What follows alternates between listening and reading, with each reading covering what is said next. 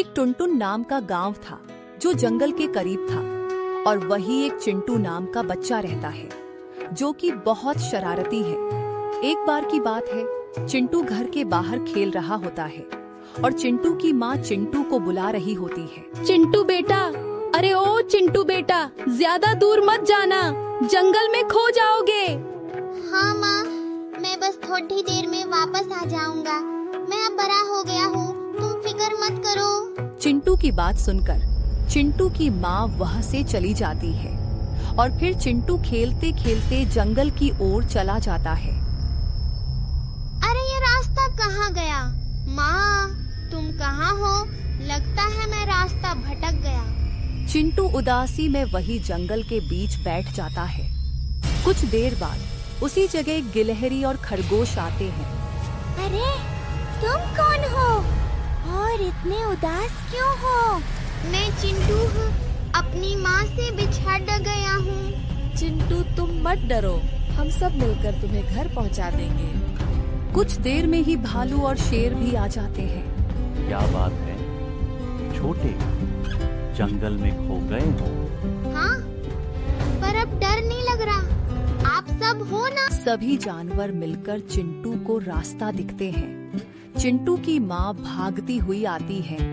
चिंटू, मेरे बच्चे, तुम ठीक तो हो ना? तुम्हें कुछ हुआ तो नहीं है ना? नहीं माँ, मुझे कुछ नहीं हुआ है, मैं एकदम ठीक हूँ। माँ, मैं अब समझ गया हूँ, तुम्हें बिना बताए कहीं नहीं जाऊँगा। अच्छा दोस्तों, अब चलता हूँ। बच्चों, बिना बताए कहीं नहीं जाना चाहिए और अगर खो जाओ तो डरना नहीं, मदद मांगो और शांत रहकर समझदार। एक सुंदर जंगल था जहाँ सभी जानवर प्यार से और हंसी खुशी से रहते थे।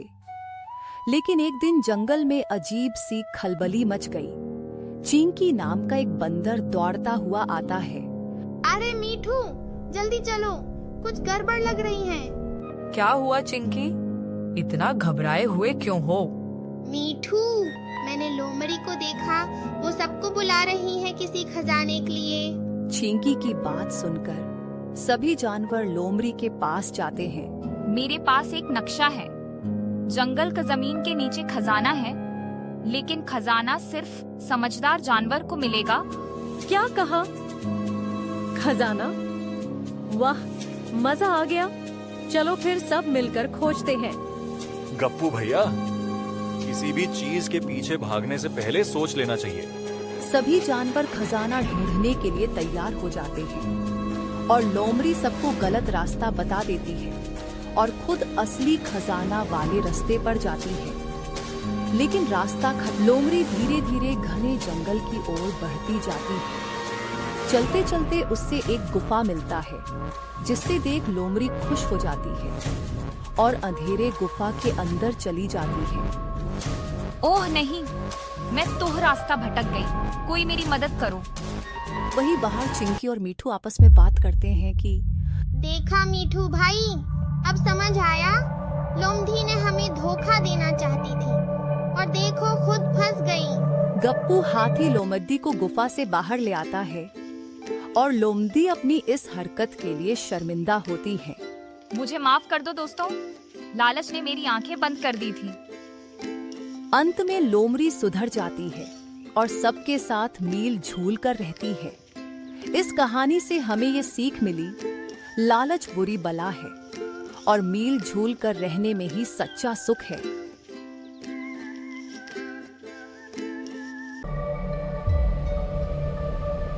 ढोलकपुर नाम का एक गांव था। वो गांव जंगल का करीब था। देर रात हमेशा वहां से डरावनी आवाजें आती हैं। इससे गांव में दहशत बना रहता था और शाम होते ही गांव सुनसान हो जाती थी। एक बार की बात है, गांव में दिन का समय था, लेकिन गांव वाले डर से कांप रहे थे। बीती रात जंगल से आवाज आ रही थी। अरे गोलू बेटा, जरा इधर आना, सुना है पास के जंगल में एक बूढ़ी चुड़ैल रहती है। रात में हंसने और रोने की आवाज आती है और बच्चों को भी उठा ले जाती है। चाचा, आपको डरने की जरूरत नहीं है, आप चिंता मत करो। मैं खुद जंगल जाकर देखूंगा कि चुड़ैल वाली बात सही है। फिर शाम होने को आया और गोलू अकेला जंगल की ओर बढ़ने लगा। पेड़ हिलते हैं, उल्लू की आवाज आती है। अचानक एक गुफा दिखता है। अच्छा, तो ये है वो जगह जहाँ चुड़ैल रहती हैं। चलो अंदर जाकर देखता हूँ, सचमुच की चुड़ैल रहती भी है या नहीं। फिर गोलू अंदर जाता है। एक बूढ़ी और अजीब सी दिखने वाली औरत बैठी है। कौन है जो मेरे घर आया है? बच्चा, तुझे तो अब मैं अपनी झाड़ू पर उड़ डाऊंगी और खा जाऊंगी। तुझे यहाँ आने में डर नहीं लगा? ठीक है, खा लेना मुझे, जो चाहे कर लेना, पर उससे पहले मेरी एक पहेली का जवाब दो। पहेली? अब ये कौन सा खेल है? अच्छा चल बता। अच्छा बताओ जरा, ऐसी कौन सी चीज है जो जितना दो उतना ही कम हो जाती है? बताओ। बूढ़िया चुड़ैल सोच में पड़ जाती है। ये तो बहुत मुश्किल पहेली है। सोचो सोचो, इसका जवाब है गड्ढा। चुड़ैल गोलू की पहेली का जवाब सुनकर हंसने लगती है।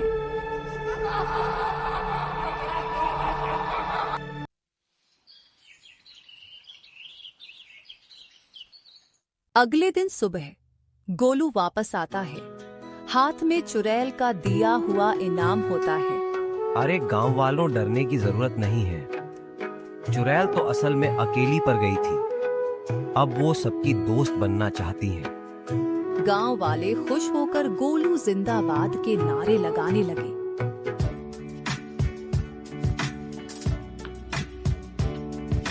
बच्चों, डर से नहीं अक्ल से काम लो और चुड़ैल से दोस्ती करो।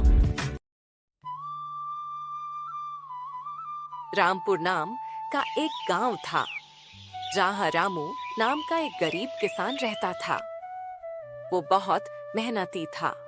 उसके पास जमीन बहुत कम थी और वह दिन रात मेहनत करता, लेकिन कभी पेट भर खाना भी नहीं मिल पाता था। हे भगवान, दिन भर खेत जोतता हूँ, लेकिन फसल तो जैसे रूठ गई हो। क्या मेरे भाग्य में कभी सुख लिखा है? पता नहीं कब हमारे अच्छे दिन आएंगे। वहीं उसके घर में बीमार पत्नी और भूखे बच्चे रहते थे। तभी रामू आता है। उसकी पत्नी पूछती है, बच्चों के खाने के लिए कुछ लाए हो? बस 2 सूखी रोटियां हैं, पर मैं कुछ करूंगा, देखना। अगली सुबह खेत में एक बूढ़ा साधु आता है। बेटा, जरा पानी मिलेगा? जरूर बाबा, आप बैठिए, मैं अभी लाता हूँ। रामू दौड़कर मिट्टी का घड़ा लेकर आता है। तुम बहुत अच्छे हो बेटा, तुमने एक प्यासे साधु की प्यास बुझाई है। मैं तुम्हें एक वरदान देता हूँ। खेत में इशारा करते हुए साधु बोलता है, उस पेड़ के नीचे खुदाई करना, वहां तुझे कुछ मिलेगा, पर याद रखो उसका प्रयोग सिर्फ नेक काम में करना। अचानक साधु गायब हो जाता है। रामू पेड़ के नीचे खुदाई करता है। मिट्टी जैसी कोई चीज निकलती है। ये तो बस माटी है, पर ये चमक रही है। रामू वहीं चमकीली माटी को घर लाकर रख देता है। अगले दिन रामू का बेटा उस माटी से खेलता है और एक सिक्का गिर जाता है। अरे, ये तो सोने का सिक्का है। इसका मतलब ये माटी जादुई है। रामू सोने के सिक्कों को गरीबों में बांटता है, गांव की मदद करता है। गांव के राजा को रामू का सोने की सिक्के गरीबों में बांटने की खबर मिलती है और वो लालच में रामू का घर जाता है। रामू, मुझे खबर मिली है कि तुम्हारे पास सोने की मिट्टी है। वो माटी मुझे दे दो, वो अब राज्य संपत्ति है। महाराज, ये माटी ईमानदारी को पहचानती है, आप चाहे तो ले जाइए। रामू वो माटी राजा को दे देता है और राजा वहां से चला जाता है। राजा अपने खजाने में माटी रखता है, पर कुछ नहीं होता। यह तो साधारण माटी है, यानी उस भिखमंगे रामू ने मुझे बेवकूफ बनाया। उससे तो मैं छोड़ूंगा नहीं। महाराज, लगता है यह माटी नेक और मेहनती लोगों के लिए ही है, इसलिए कोई असर नहीं हुआ। राजा को अपनी गलती का एहसास होता है और वही रामू फिर से खेत में मेहनत करते हैं और सुखी और संतोष का जीवन बिताते हैं। एक समय की बात है, एक हरे भरे जंगल में चतुरु नाम का एक खरगोश रहता था। वो बहुत होशियार था और सबका प्यारा भी। क्या मस्त मौसम है, आज तो खूब गाजर खाऊंगा। लेकिन उसी जंगल में रहती थी लाली लोमड़ी, जो हमेशा दूसरों को बेवकूफ बनाने की कोशिश में लगी रहती थी। इस खरगोश को आज बेवकूफ बनाकर मैं इसकी सारी गाजर ले जाऊंगी।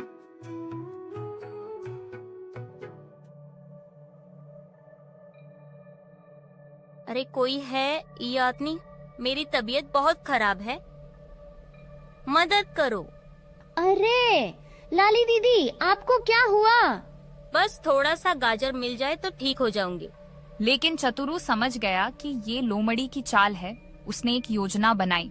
ठीक है दीदी, मैं गाजर लाता हूँ, लेकिन पहले आप ये दवाई पीजिए। ये जंगल का सबसे कड़वा रस है। नहीं नहीं नहीं, मुझे अब ठीक लग रहा है, रहने दो। लोमड़ी की चाल नाकाम रही और चतुरु की चतुराई ने उसे बचा लिया। बच्चों, कभी भी दूसरों को धोखा देने की कोशिश मत करो। होशियार रहो और सबकी मदद करो, पर समझदारी से।